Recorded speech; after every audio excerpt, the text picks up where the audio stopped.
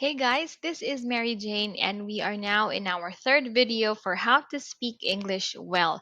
So, in this series of videos, we are going to tell you around 50 tips on how you will be able to speak more fluently. So, let's move on to the next thing we have to remember. We have to make English relevant and interesting to you. This is one of the biggest problems with, let's say, the traditional English classroom teaching. As you will have experience at school or university, there tends to be this one size fits all approach. So classes are taught in groups. Confident students actually dominate while the others receive very little attention. And courses tend to be very generic or textbook based. This style of teaching actually has the potential to kill off any interest in the language and also damage your motivation to study. If you want to know how to speak English fluently, the starting point should be you.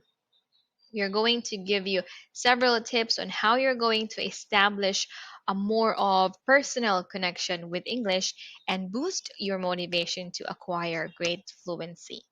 So let's continue with our next tip. So you have to connect your existing hobbies and interests with English. English is never boring if you study with material that is relevant and interesting to you.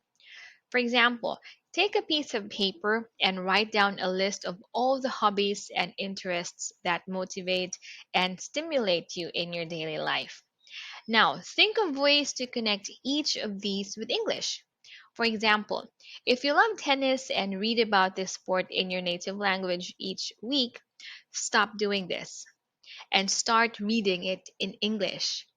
In many cases, you will find you have faster access to the latest news and information as you do not need to wait for translations to appear in your mother tongue.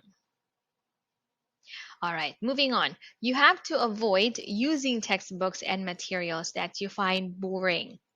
Motivation is vital when studying a language.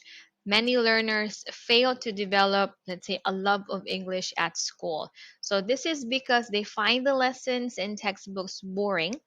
So, you really need to stop doing this mistake.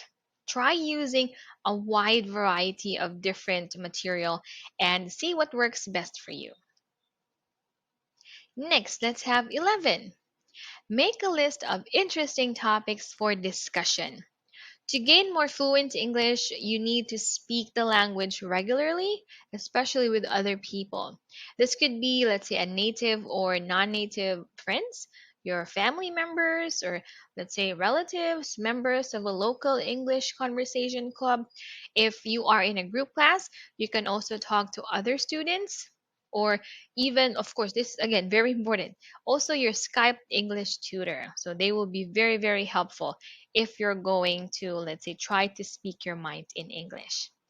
All right, so we have here, okay, this is a very, very hot tip. Okay, so let me move this one first. Okay, so when you are engaged and interested, you gain fluency in English faster. Try making a list of topics you find intellectually and emotionally stimulating. Then search on Google to find relative and relevant articles, videos, and other study materials for discussion and further study. This would be our last tip for this video. So try to join English internet forums that are related to your work or interests.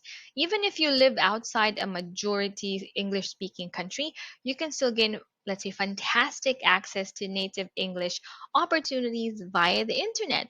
So you have to use that one.